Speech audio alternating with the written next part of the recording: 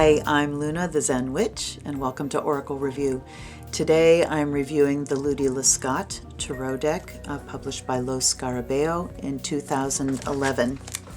This is a beautiful deck, and if you haven't seen it yet, click right here and you can see my preview video, which shows you all the cards in the deck. It's a beautiful deck that's a really interesting diversion from the standard Rider-Waite format, both in its imagery and in its written meanings. A little bit of history. Ludy Lescot was given a tarot deck by her grandmother, and it was handmade by a person who knew Pamela Coleman Smith, who is the artist on the Rider-Waite deck. She used it until it was falling apart and then decided to recreate these images to help her get through a time in her life where she said that the forces of darkness were permeating her whole life. And then she became frustrated that she really couldn't recreate the images as she saw them in her head.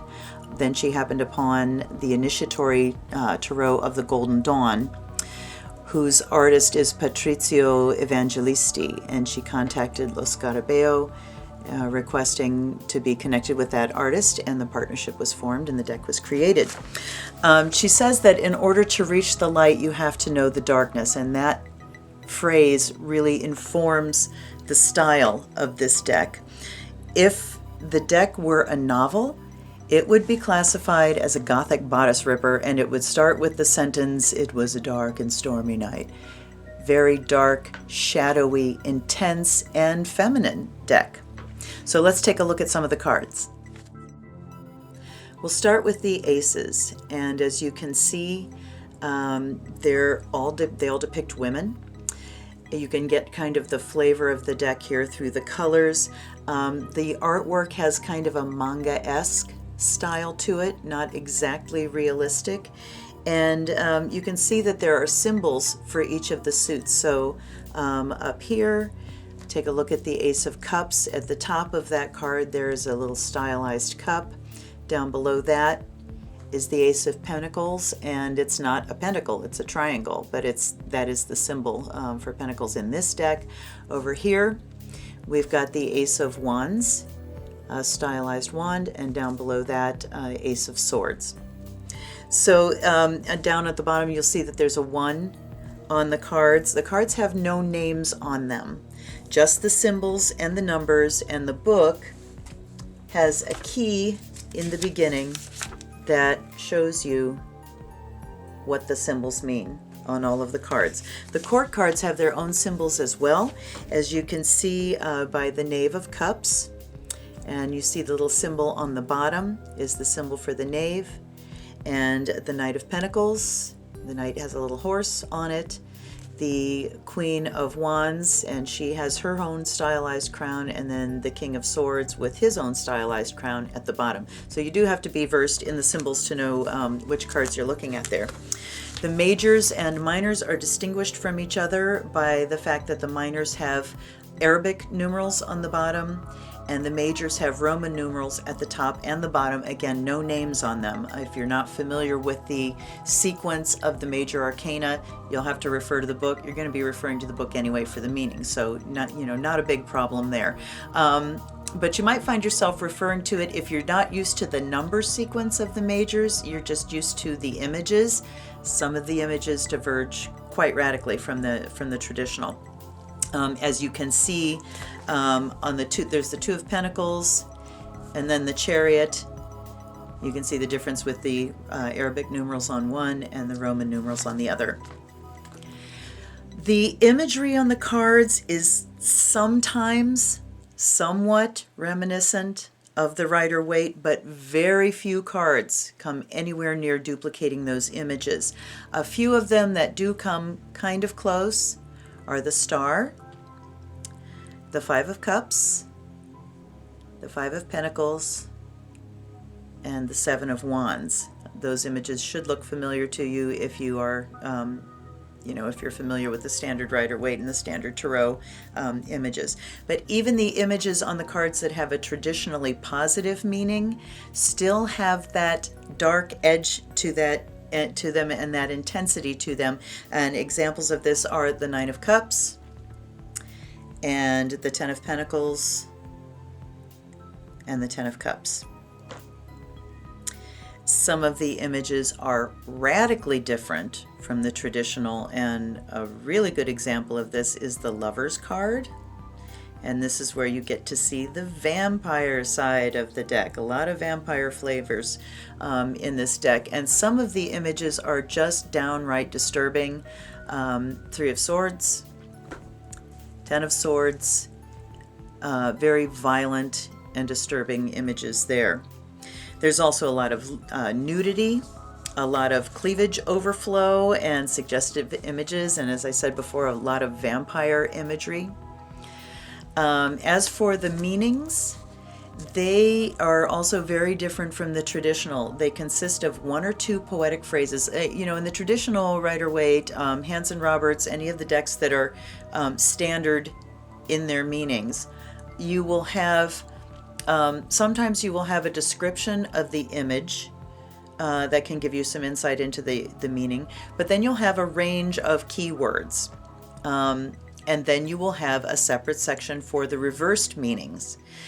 These cards are radically different. No description of the images, except in the phrases. There will be one or two very poetic phrases that sometimes can be really enigmatic, and a good example of that is the King of Wands, and I will read that here.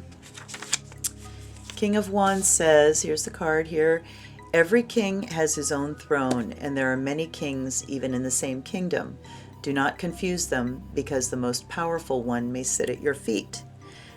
It's a good description of the image, but I really don't know what that means. And perhaps if I got that card in reference to a question that I asked and, it was relevant, it would pull some deep wisdom out of me. But just reading that, I'm hard put to understand exactly what the meaning of that card is. A small problem.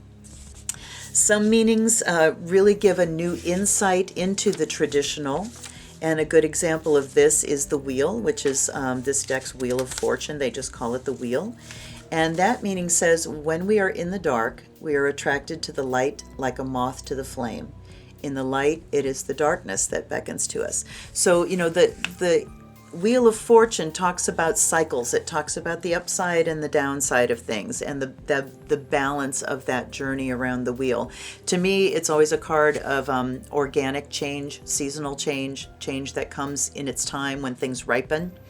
But this gives us a different image of the upside and the downside, that whatever side we're on, we find ourselves attracted to the other side. So that, to me, gives me more insight into that traditional meaning, and I really like that part of it.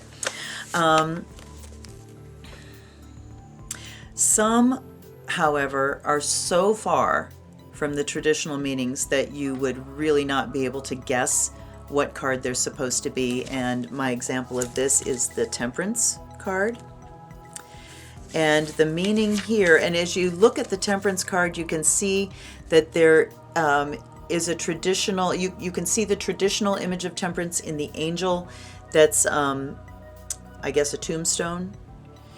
And you see the angel that's pouring from one cup into another. The traditional meaning of Temperance is about balance and fortitude and assimilation. It talks about the blending of past with present, bringing lessons from the past and letting them inform the present, balancing those out, and blending and mixing those things.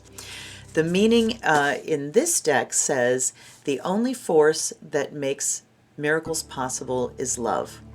For love we partake of every chalice, and only for love do time and space cease to exist. I can't really relate that to the traditional Temperance at all. Again, though, it would be an interesting card to get in a reading. I think it could certainly be informative. It could certainly be relevant. There are no reverse meanings in this deck. And likewise, the backs of the cards are one way. So in other words, if somebody's a card turner, when they shuffle, I start with all my cards upright in the deck. And if somebody turns them, they turn them. And if they don't turn them, I read them all upright. But In this deck, if they do turn cards, you can tell by the backs that cards are reversed. If you read reverses, I don't think that's a problem. Do you, are you gonna do something different because you can tell before you turn the card over that it's reversed? I don't know. But since there are no reverse meanings in this deck, of course, that would end up being a completely intuitive thing if if you're gonna read them as reverses. Since the meanings don't offer a range of keywords, it gives them sort of an oracular flavor, like an oracle deck.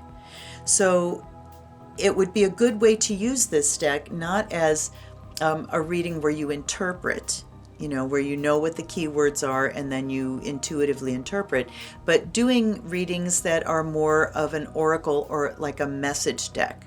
So this would be a good deck for just pulling a card and reading the meaning. You certainly couldn't memorize all the phrases. Well, you could, but you wouldn't really want to. I wouldn't want to memorize all the phrases in this deck. So it could be, a really great deck for just pick a card, read the meaning, and take it as a message for the day. Now about the it factor of this deck. And the it factor to me is, does it click? Did I get a reading that was relevant to the question I asked? Does this deck work? And my answer is yes. I did a 3-card reading with it. And my question was concerning a different direction that my life has taken career-wise, and the experience that I had working for a particular company that started out really well, ended badly. I learned a lot from a person who was at times brilliant, and I ended up heading in the direction of realizing and utilizing my own talents and goals. So the reading that I got, 3 cards.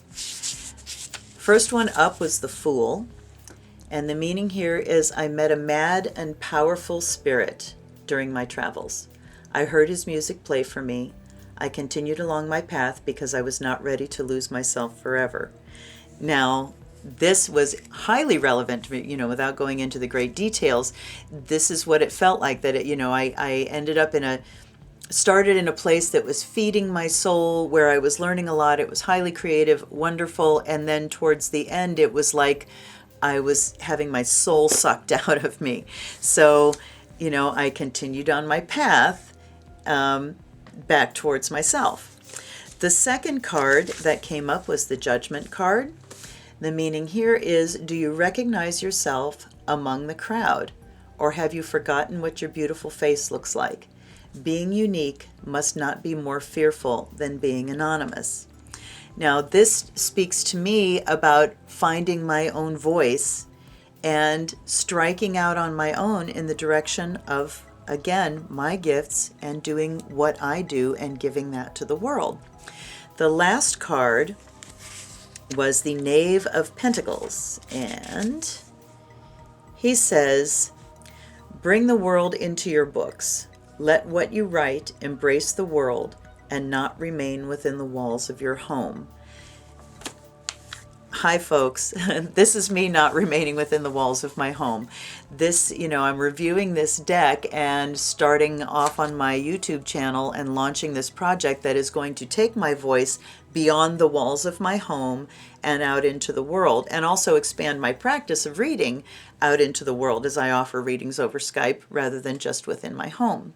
So to me, that was a very valid reading. It was encouraging. It was relevant to the specific question that I asked. So I would say that this deck definitely has the it factor.